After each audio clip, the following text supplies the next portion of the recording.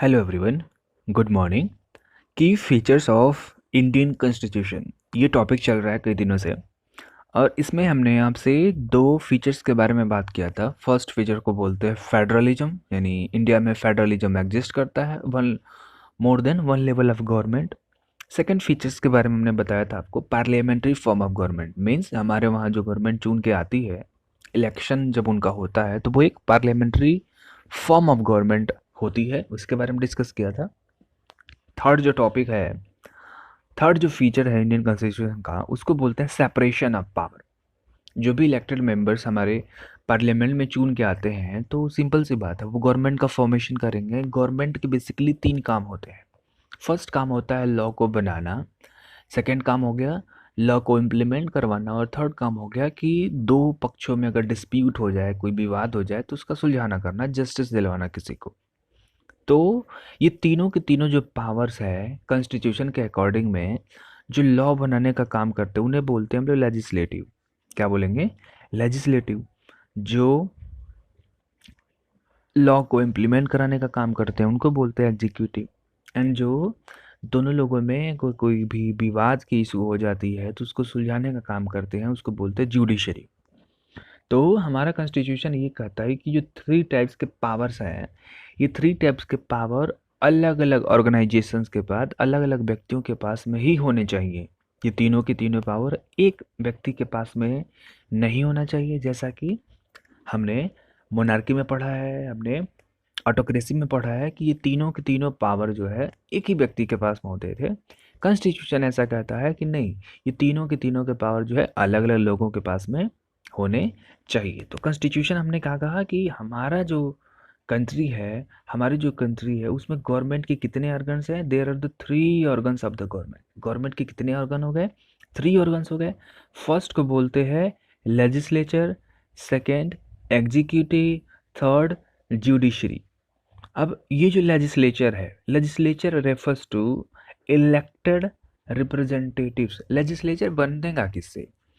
जितने लोगों को 18 प्लस जिनकी भी एज होती है, वो क्या करते हैं, उनके पास वोटिंग राइट है। यूनिवर्सल एडल्ट फ्रेंचाइज बोलते हैं उसको। तो जब यूनिवर्सल एडल्ट फ्रेंचाइज है उनके पास में, तो वो क्या करते हैं, वोटिंग करते हैं। हर 5 साल पे इलेक्शंस होते हैं। जब ये इलेक्शंस होते हैं, स्टेट लेवल का अलग इलेक्शन होता है स्टेट गवर्नमेंट को इलेक्ट करने के लिए, एंड सेंट्रल गवर्नमेंट के लिए अलग इलेक्शन होता है सेंट्रल गवर्नमेंट के लोगों को चुनने के लिए। तो जिनको भी हम वोट देते हैं और वोट देने के बाद वो जीत गए, तो उनको हम लोग बोलते हैं वो हमारे क्या हैं, रिप्रेजेंटेटिव्स हैं। रिप्रेजेंटेटिव का मतलब, सपोज करिए जिस भी आप एरिया से बिलोंग करते हैं और आपने जिसको वोट दिया, वो ऐसा मान लिया जाएगा कि वो आपके इलाके को रिप्रेजेंट कर रहा है। वो आपके इलाके को रिप्रेजेंट कर रहा है। सपोज करिए कि आप यूपी से बिलोंग करते हैं, यूपी के पार्टिकुलर किसी भी सिटी से। सिटी में इलेक्शन हुए, इलेक्शंस में दो उम्मीदवार लड़े थे, कांग्रेस से, बीजेपी से। कांग्रेस वाले जीत गए, बीजेपी वाले हार गए। तो आप ये बोलेंगे कि कांग्रेस के ये जो व्यक्ति हैं, ये हमारे इलाके के क्या हैं, रिप्रेजेंटेटिव, और ये इलेक्टेड हैं। इलेक्टेड मीन्स हमने वोट दे करके ही इनको इलेक्ट किया है। तो ऐसे ऐसे जो लोग हैं ऑल ओवर इंडिया से चुन के आते हैं। हमारी जो कंट्री है, कंट्री को छोटे छोटे, जैसे जितने भी स्टेट हैं, 28 स्टेट, स्टेट को छोटे छोटे कंस्टिट्यूएंसी में बांट दिया गया है। कंस्टिट्यूएंसी सिंपल बात, छोटे छोटे जिले में, पार्ट्स में, दो दो जिलों, तीन तीन जिलों को मिला करके ऐसे ऐसे छोटे छोटे एरियाज बना दिए गए हैं। और उस एरिया में होता ये है कि जो एरिया डिवाइड किए जाते हैं, वो डिवाइड किए जाते हैं पॉपुलेशन के बेसिस पे। किसी भी एरिया में 10 लाख लोग हैं, 1 मिलियन पीपल हैं, तो ऐसा एक फॉर्मूला है कि वहाँ से एक रिप्रेजेंटेटिव कम से कम होना चाहिए। अब वो 10 लाख लोग एक छोटे से शहर में हो, तब तो वो उस छोटे से शहर को ही कंस्टिट्यूएंसी बना दिया जाएगा। अगर वो 10 लाख लोग बहुत दूर दूर तक फैले हुए हैं, तो उस बड़े कंस्टिट्यूएंसी, उस बड़े इलाके को ही कंस्टिट्यूएंसी बना दिया जाएगा। तो कंस्टिट्यूएंसी जो होती है, जहाँ से भी इलेक्शंस लड़ते हैं, जैसे बोलते हैं ना, ward number 10, ward number 10, Lok Sabha क्षेत्र 10 10, ऐसे ऐसे बोलते हैं। तो वही लोकसभा क्षेत्र हिंदी वर्ड है, उसको इंग्लिश में कंस्टिट्यूएंसी बोलते हैं। ठीक है। तो जो कंस्टिट्यूएंसी से आप इलेक्शन लड़ेंगे, या इलेक्शन लड़ा आपने, अब वो कंस्टिट्यूएंसी का साइज ऑल ओवर इंडिया में सेम नहीं होगा। क्यों? क्योंकि वो जो है उसका उसको डिसाइड करने का जो क्राइटेरिया होता है वो होता है पॉपुलेशन। जहाँ पे भी 1 मिलियन या 2 मिलियन यानी 10 लाख या 20 लाख पॉपुलेशन होगी या उससे ज़्यादा होगी, एटलीस्ट वहाँ से 1 मेंबर होने चाहिए। क्लियर हो गया? तो अब हर एक कंस्टिट्यूएंसी से ढेर सारे मेंबर सिलेक्शन लड़ेंगे। अब बात होगी अगर सेंट्रल गवर्नमेंट की, तो सेंट्रल गवर्नमेंट में जो भी रिप्रेजेंटेटिव्स हमारे जीत के जाएंगे, ये कहाँ जाते हैं? सेंट्रल गवर्नमेंट का फॉर्मेशन करना है। कहाँ जाएंगे? दिल्ली में जाएंगे। तो दिल्ली में कंट्री की एक ही पार्लियामेंट है। तो जब ये रिप्रेजेंटेटिव्स पार्लियामेंट में जाते हैं, इनको बोलते हैं member of parliament, MP short form में बोलेंगे एमपी, या फिर बोलेंगे मेंबर ऑफ पार्लियामेंट। तो ये जो member of parliament elected representatives चुन के गए, चुनाव लड़ा 1000 लोगों ने, जीत गए 500 लोग, ठीक है, 500 पीपल्स जो जीत गए उनको बोलेंगे वो इलेक्टेड रिप्रेजेंटेटिव्स हैं। एंड सारे लोगों को ही एक साथ बोलते हैं वो क्या है? एमपी है। MP means member of parliament. अगर यही इलेक्शन स्टेट गवर्नमेंट के लिए होता तो उन्हें क्या बोलते? आप सपोज करिए कर्नाटका से बिलोंग करते, कर्नाटक की कैपिटल हो गई बेंगलुरु, तो जो भी कंट्री होगी उसके कैपिटल में वहाँ का लेजिस्लेचर होता है, स्टेट लेजिस्लेचर बोलते हैं उसको, हिंदी में राज्य विधायिका बोलते हैं, विधानसभा बोलते हैं, ऐसे बोल सकते हैं। तो अब वहाँ से बिलोंग करेंगे तो वहाँ के लिए भी इलेक्शंस होंगे, तो वहाँ पे भी जो आपके रिप्रेजेंटेटिव्स जीतेंगे और जब वो चुन के जाएंगे तो उनको बोलेंगे MLA। क्या बोलेंगे? MLA बोलेंगे, MLA। और सेंट्रल गवर्नमेंट वालों को क्या बोलेंगे? MP, member of parliament. और इनको बोलेंगे legislature assembly, member of legislature MLA, Hindi में बोलते हैं विधायक, और इनको बोलते हैं सांसद। तो सेंट्रल गवर्नमेंट का इलेक्शन होगा तो जो चुन के जाएंगे उन्हें बोलेंगे MP, स्टेट गवर्नमेंट का इलेक्शन होगा तो उन्हें क्या बोल देंगे? MLA बोल देंगे। क्लियर? दोनों लोगों का काम वही है कि वो जाएंगे तो उनका सिंपल सा मतलब ये हो गया कि वो कानून का ही, कानून रूल रेगुलेशंस बनाने का काम करेंगे। और जितने भी इलेक्टेड रिप्रेजेंटेटिव्स मीन्स अगर सेंट्रल की बात करें, MP चुन के गए हैं, इन सारे लोगों को, जीते हुए MP को बोलते हैं लेजिस्लेचर। ये जहाँ जाट के पार्लियामेंट में जाके सीटिंग करते हैं, इन्हीं को बोल देते हैं हाँ ये लेजिस्लेचर है। तो लेजिस्लेचर में ऐसा नहीं है कि अगर सपोज करिए बीजेपी की गवर्नमेंट बनी या कांग्रेस की गवर्नमेंट बनी, तो कांग्रेस की गवर्नमेंट में जितने MP या MLA चुन के गए हैं केवल वही लेजिस्लेचर नहीं कहलाएंगे, नहीं, बिल्कुल नहीं।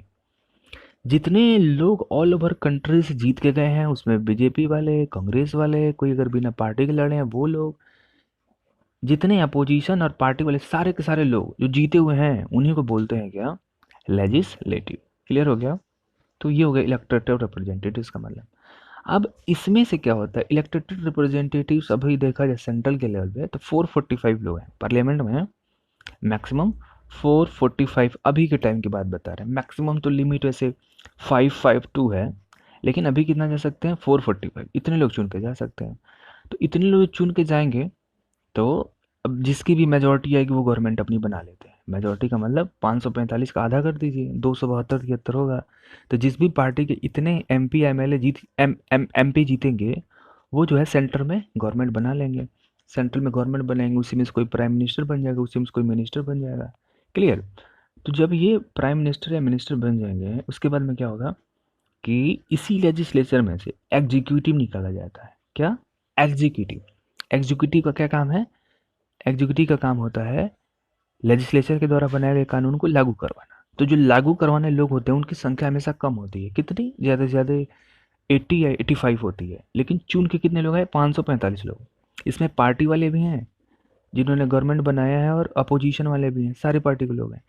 लेकिन जब बात करते हैं किसकी? एग्जीक्यूटिव की, तो एग्जीक्यूटिव में केवल पार्टी के लोग होते हैं। बीजेपी की गवर्नमेंट है ना अभी सेंटर में, तो ऑनरेबल जो मोदी जी हैं उनकी पार्टी है, अभी उनकी पार्टी की गवर्नमेंट है, तो वो क्या करेंगे उसी लेजिस्लेचर में से इनकी पार्टी के जो चुनिंदा लोग होंगे जो कार्य करने में सक्षम होंगे, उनको डिफरेंट डिफरेंट सेक्टर का नॉलेज होगा, जैसे कि हेल्थ सेक्टर में, एजुकेशन सेक्टर में, एग्रीकल्चर सेक्टर में अगर उनको बहुत डीप नॉलेज है, उनको चुन करके क्या करेंगे? उनको मिनिस्टर्स बना देंगे।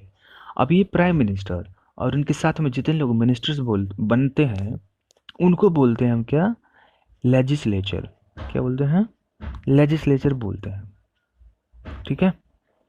तो smaller group of people who responsible for the implementing law and the running the government, ये गवर्नमेंट को चलाते हैं। तो गवर्नमेंट को चलाने वाले जो लोग हैं उसमें प्राइम मिनिस्टर प्लस उनके डिफरेंट डिफरेंट मिनिस्ट्री को समझाने वाले संभालने वाले मिनिस्टर्स, इनको बोलते हैं लेजिस्लेचर। क्लियर हो गया?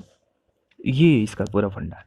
थर्ड जो ऑर्गेनाइजेशन होती है वो होती है जुडिशरी। जुडिशरी का क्या काम है? जुडिशरी के बारे में भी हम कह रहे हैं कि नेक्स्ट चैप्टर में पढ़ेंगे, लेकिन ये क्या होता है? Refers to the judiciary means refer to the system of the courts in the country. हमारी कंट्री में कोर्ट्स के सिस्टम है, जैसे डिस्ट्रिक्ट लेवल पे आपको डिस्ट्रिक्ट कोर्ट मिलेगा, स्टेट लेवल पे हाई कोर्ट्स मिलते हैं, और सेंट्रल लेवल पे एक क्या हो गया कोर्ट, उसको बोलते हैं सुप्रीम कोर्ट।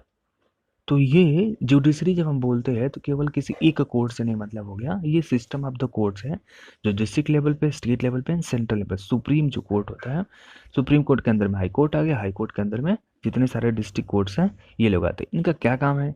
ये क्या करते हैं कि misuse of the power of the any branch of the government. Government के दो ब्रांच हो गए ना, लेजिस्लेटिव, एग्जीक्यूटिव। जुडिशरी जो है सबके ऊपर जो है सीसीटीवी कैमरे का काम करती है। जहाँ कोई गलती करेगा दोनों में उनको डांटेगी कि भैया आप ऐसा मत करो, कॉन्स्टिट्यूशन के खिलाफ आप जाम रहे हो। कॉन्स्टिट्यूशन में अगर ये बात किसी को कहा गया वो आपको माननी है, उससे आप इनकार नहीं कर सकते। ठीक है? तो ये क्या करती है? चेक एंड बैलेंस का ही काम करती है। जुडिशरी चेक एंड बैलेंस का काम करती है कि गवर्नमेंट के कोई भी ऑर्गेनाइजेशन वो क्या करे, गवर्नमेंट की कोई भी ऑर्गेनाइजेशन जो है काम नहीं करे, कॉन्स्टिट्यूशन के अगेंस्ट जाके कोई भी काम नहीं करे। ठीक है? और साथ में अगर कोई सिटीजन्स को दिक्कत है वो भी जाके कोर्ट्स में अपील कर सकते हैं, उनको भी जस्टिस दिला दिया जाएगा। तो ये सेपरेशन ऑफ पावर का पूरा कॉन्सेप्ट है। हमारे वहाँ गवर्नमेंट के 3 ऑर्गन्स हो गए।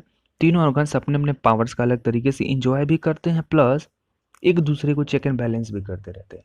अगर जुडिशरी गलती करेगी तो लॉ बनाने के पास पावर किसके पास मिला हुआ है? राइट मिला हुआ है लेजिस्लेचर के पास। वो कोई लॉ बना देंगे, जुडिशरी की पावर हैम्पर हो जा सकती है, हैम्पर हो सकती है।